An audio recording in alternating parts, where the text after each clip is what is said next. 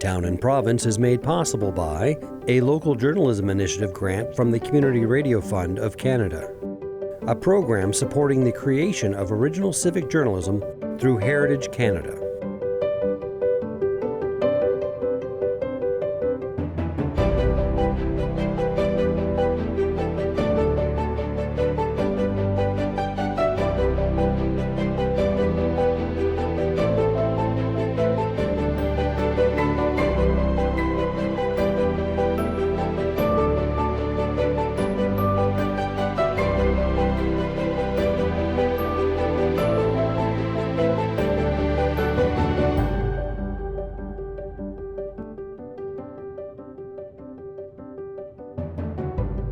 I'm Vicki Hogarth, and welcome to Town and Province. On May 11th, New Brunswickers will head to the polls for local elections. Here to tell us what candidates and voters can expect is Chief Electoral Officer of New Brunswick, Kim Poffenroth. Thank you so much for being in our studio today. It's my pleasure, Vicki. Always a pleasure to be with you. It's a pleasure that you always come down on the election cycles, even though you are incredibly busy. Where have you traveled to so far? I can only imagine. Yeah, so far I've been to the sort of greater Moncton area, up to Rishabukto and out to Shediac and Moncton, and then today I've been to our returning office in St. Stephen, and then tomorrow I will travel over to Grand Manan. Very exciting, and we're seeing a lot of interest across southwest New Brunswick for communities, though, where things like acclamations happen when there aren't enough people putting their names forward to warrant an election. What exactly happens? So in those cases, if there's only enough candidates to fill the positions that are available, there won't be an election for those positions. So depending on the municipality somebody lives in, they might have an election for just some of the positions. It might be a district education council, it just depends. So we have to send out voter information cards to those who will have some sort of an election. There may be municipalities where everyone is acclaimed. That has happened in the past. I think in 2021 we had something along the lines of 11 or 12 perhaps where everybody was acclaimed. So that's what will happen in those cases. Unfortunately, we always find that there are some positions that not enough candidates come forward at all or none. And then if there are still vacancies, we'll hold by-elections in either October or November of this year to hopefully get some people to who've had, maybe a few extra months to consider, like, okay, I do want to contribute to my community. Do you find that there's a difference? Sometimes there is an election for the mayor, but the council itself might be acclaimed. Does that decrease voter turnout? A lot of the time it's whether or not there's an election for mayor that really drives. But sometimes it depends on if there's some burning issue in the community, something that's going on that's driving people to the polls. But unfortunately, often if the position of mayor is the one that is acclaimed, that really does seem to suppress voter turnout regardless of whether or not there's a number of candidates running for other council positions. But it really varies quite a bit across the province. It's one of those things that's very, very hard to predict. What do you tell people? I always stress that councils are the ones that vote. What do you tell people when it comes to getting voters to turn out, even if the mayor is acclaimed, to vote for the councillors? Yeah, because in I believe every municipality in this province, mayors only actually vote on issues if there's a tie. So it's actually your council representatives, your ward councillors, your councillors at large that are voting on the policy matters that come before council. And council sets the direction for the entire municipality for 4 years on things like recreation facilities, fire, policing services, water and sewer, sets the property tax rate. I mean, these are a lot of really important things that impact the residents of a municipality on a day-to-day basis. So I think if you want to ensure that your local council represents your view on where your municipality should be going, then it's important to get out and vote. And there's a lot of other issues that municipalities are picking up the torch on, because we have a lot of issues around homelessness, housing shortages, this sort of things, that even though they're not the responsibility of local governments, that they are taking on those because they realize it has a significant impact on the resources of a community and has impacts on policing and other services. So I think I think sometimes people underestimate and don't entirely appreciate the responsibilities and decisions made by their local councils. I'm hoping that a lot of municipal decisions are top of mind for people here across Southwest New Brunswick, because we've seen exactly what you're talking about when it comes to housing, homelessness. The municipalities step up to be a part of the solution. When it comes to the rural districts, we had Jim Tubbs here last week from Rural District 10 to talk about their role in the process. Does it differ in any way for voters when they go to elect for a rural district? Yeah, well, this is going to be the first time that, well, other than the restructuring election in 2022, but the first time that every New Brunswicker is having the opportunity to vote for some sort of local representation. So these rural district advisory committees, those represent residents of unincorporated areas, and those committees provide advice to the minister. What is different, so they do have the opportunity to vote for those. A lot of those are going to be acclaimed positions because there's a lack of candidates, unfortunately, for those positions. But in those cases, which is a little bit different than for our municipalities, where we don't have enough candidates to fill the position, the Minister of Environment and Local Government will actually appoint those representatives to those advisory committees. And they do serve an advisory capacity as opposed to an actual decision-making body. Okay, so they might still be part of, say, service commission decision-making and things of that nature. Right. Okay, so when it comes to another thing that we see on the ballot is the district education councils, which sometimes you go in to vote and there's something else in front of you and you're scared to make that. I know I've been in that case in other times in my life where I'm like, oh, I didn't think about this part. So tell us a little bit about how that works and what's on the ballot and what people should be considering before they head into the polls. Yeah, so these elections, unlike a provincial election, there's a number of different contests on your ballot. And one of the things that people will be voting for are representatives on their district education councils. So these are the councils that make decisions about education in the school districts across the province. So the 7 school districts are divided up into sub-districts, both in the Anglophone and the Francophone sector. And individuals will have an opportunity to vote for their representatives on the district education councils. And you have an option. Every voter in New Brunswick can vote for either an Anglophone or a Francophone district education council. You can only vote in one contest. So that's one of the things you'll see on the ballot is you have to make a declaration as to whether or not you're going to vote for the Anglophone or the Francophone sector, and then vote for your candidate. And then in addition to those, there'll be the contest for mayor, and then your councillors. So it can be a very full and busy ballot, perhaps, if you're not prepared to see all of those contests. If what you're thinking about is your typical federal ballot, which has, 5, 6, 7 names on it, similar to your provincial election, where you're just voting for one person in one contest. But you can have up to 4 or 5 different contests on a ballot because you may be voting for a mayor, a ward councillor, a councillor at large, and then there's the 2 district education councils. So there's a lot of information, and I really do encourage voters to, take the time beforehand to go and see who the candidates are, which you can find that out at our website, electionsnb.ca. So for every contest, we have the information on the candidates.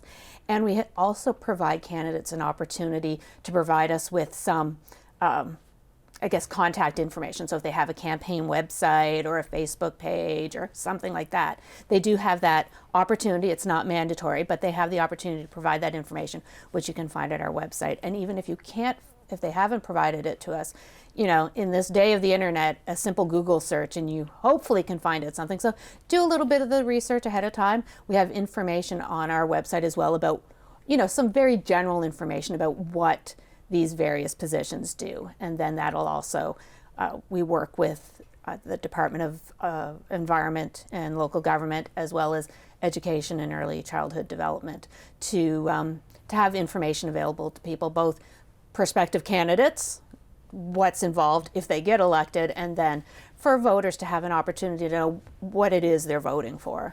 I remember a few visits ago when you were here for local elections, we were talking about sometimes there's specific things on the ballot for municipalities. At the time, Blacks Harbor was its own community, having its own elections, and I think there was something to do with chickens on the ballot, just to make things interesting. Is that still the case now?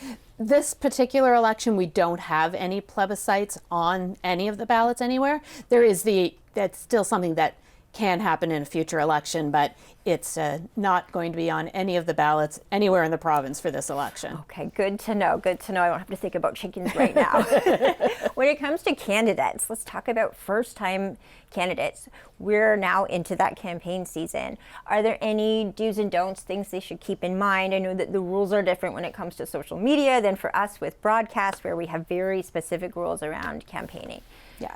So the rules are not quite as strict for municipal elections as they are for, say, a provincial or federal election. But in terms of signage, one thing people need to keep in mind is that you can't post any signs within 30 meters of a polling station on either election day or the 2 days of advance voting. So that's something candidates should keep in mind. Also, for the signage that they do put up, any kind of printed material, the legislation's old, so it really just specifically deals with printed material, including signs. A candidate has to include information on the printer and publisher of their sign, address and contact information. Okay, and if there are any local groups around New Brunswick, they want to put together candidates' nights for their own community. I know we're doing some here, but not everyone has the luxury of a local news station. Are there rules around that too for let's say, local nonprofits or chambers of commerce doing their own candidates' nights? Yeah, there's really no rules there except for with regard to what we call, there's a restricted advertising period, which is on election day and the day before election day. So on May 10th and May 11th, there's certain types of advertising, whether it's broadcast, radio transmissions, and that sort of thing that can't be done on those 2 days. But it doesn't restrict legitimate news broadcasts and that sort of thing. So that's the only thing that could potentially impact those types of organizations. And if they're uncertain, it's not a problem to call Elections New Brunswick. When it comes to voting, I know this will be a big deal, especially in our part of the world. Tourism season is heating up. People are getting a lot busier. So there's many different ways to vote. You can vote early. Let's start with that. If someone wants to vote before May 11th, how do they go about that for local elections? Yeah, there's sort of the two that people are most familiar with are the 2 days of advance voting, which are May 2nd and May 4th. That's Saturday and Monday before May 11th election day. People can also vote at any of our 18 returning offices across the province. Something a little different, if people recall when I was here for the last provincial election or heard me speaking anywhere for that matter, we talk about during a provincial election you can vote any day the returning offices are open. Because of those more complex ballots that I talked about a few minutes ago, we keep returning office voting restricted to once those printed ballots are available, because we don't do write-in ballots just because of how complex it is.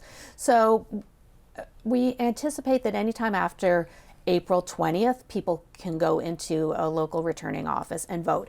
And that's really important because that people understand they can go into any returning office anywhere in the province and vote for their home contest. So for example, if somebody is from St. Andrews and they happen to be going to school and working in Moncton or Fredericton, you can find the address for the local returning office, go in, and they can provide you with a ballot for St. Andrews. Oh, that's wonderful. Especially we have so many islands in our region. Oftentimes you're on the mainland for work, so that can be a big deal. When it comes to people that might have disabilities, what are ways Elections New Brunswick makes it easier for them to vote? Yep, something that we have that's available at our returning offices. It's called an audio vote session.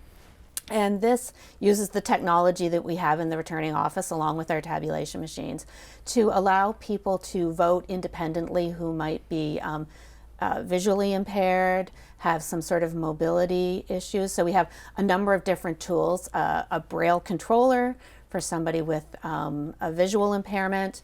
We have a sip and puff for individuals who might be quadriplegic, and they listen to the ballot gets read to them and they go through and make their selections, and it prints out the ballot for them. So it allows individuals who might not be able to vote on their own and vote independently to do it themselves. which is really important and quite, it's just that little extra independence for people that, might have had to rely on someone to help them mark a ballot in the past or in different types of elections. We also have the opportunity for mail-in voting. So if somebody, all you have to do is either contact your local returning office, or we also have a portal on our website, electionsnb.ca, where you can apply for a mail-in ballot.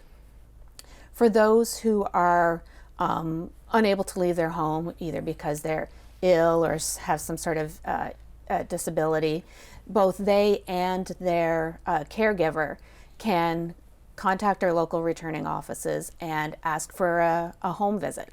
So we have what we call special voting officers, and they can go to an individual's home to actually allow them to vote right where they are.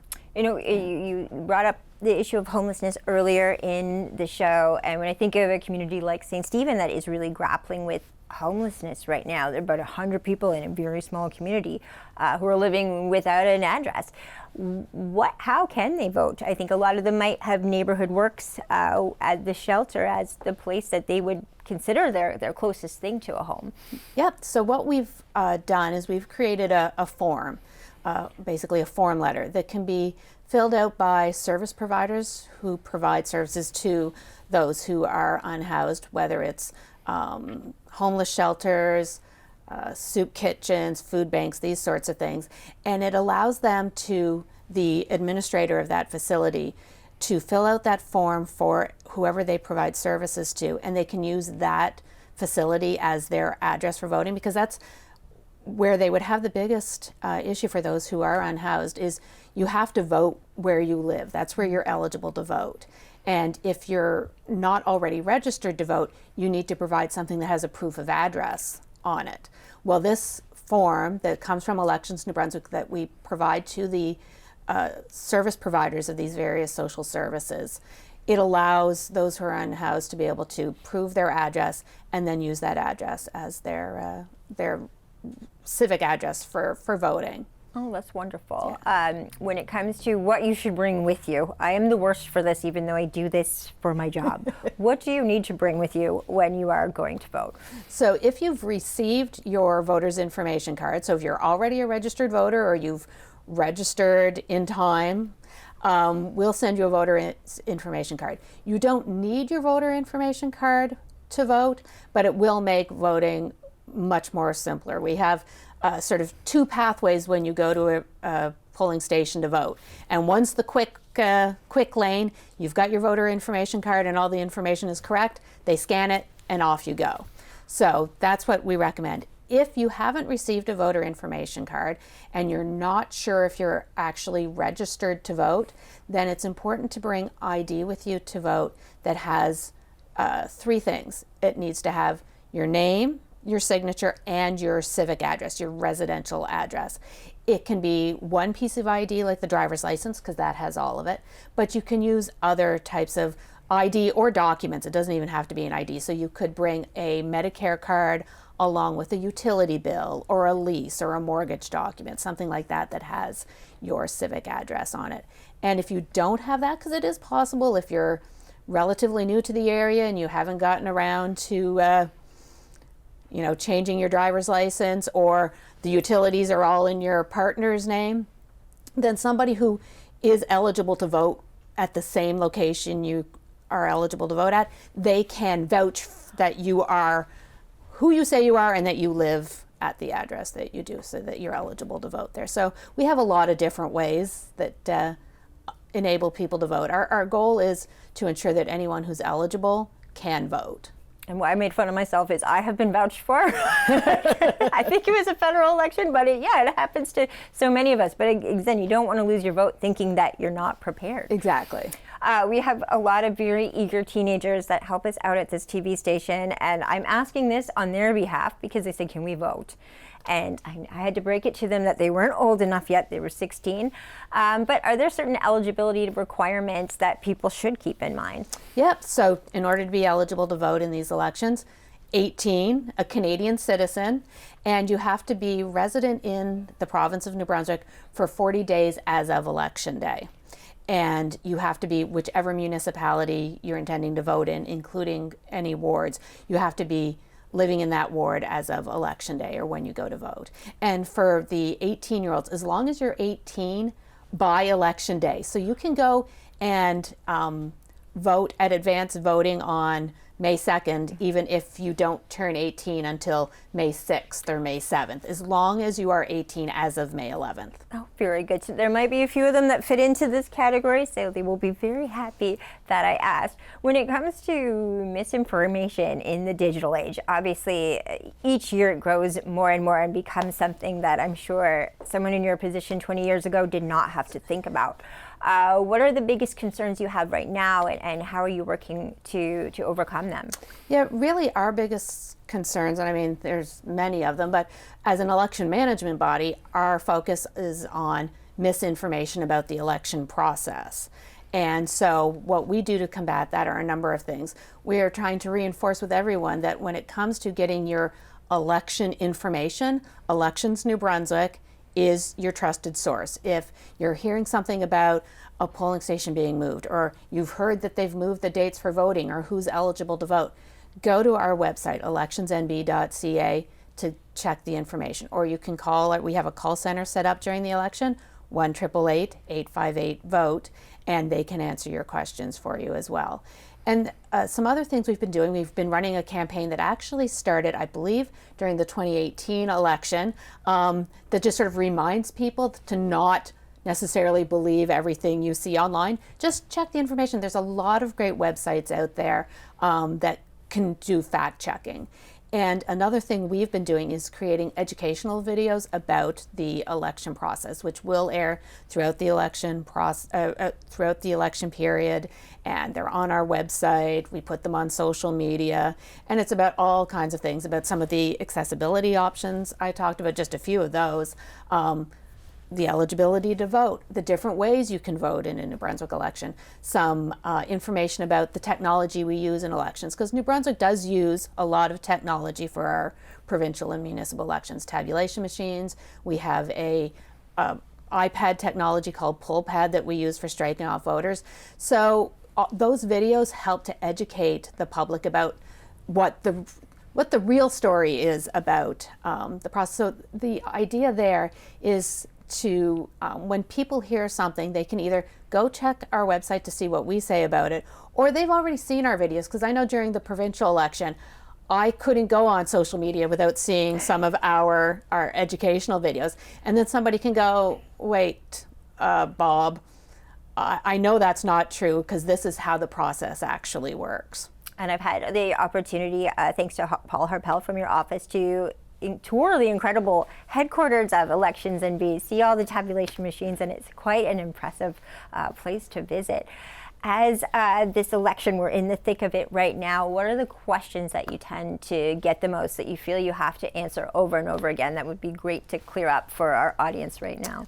Some of them are about eligibility to vote. So as I've already covered that, you have to be 18. A lot of it's around residency in municipal elections, because people wonder, well, can I vote where I have a cottage? Can I vote where I have a business? Can I vote where I have property? And the answer to all of those questions is no.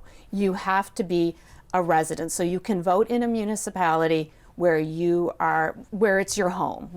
In the technical legal language, it says ordinarily resident, but it really means where is your home. So you don't get to vote twice just because you have a cottage in another part of the province. Exactly. Or if this is your summer residence, how does that work? St. Andrews, we have about double the population in summertime. Yeah, no, so if it's your summer residence, then no, because it's just your summer residence.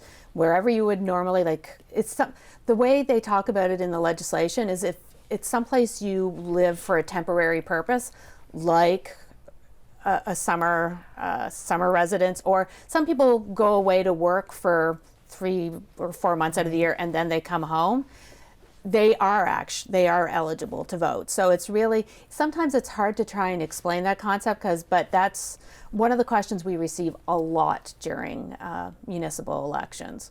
This is the election that I really try to gear up the community as much as I can to participate, to be proactive, to get out and vote, because this is it's your community. It's where the real work happens.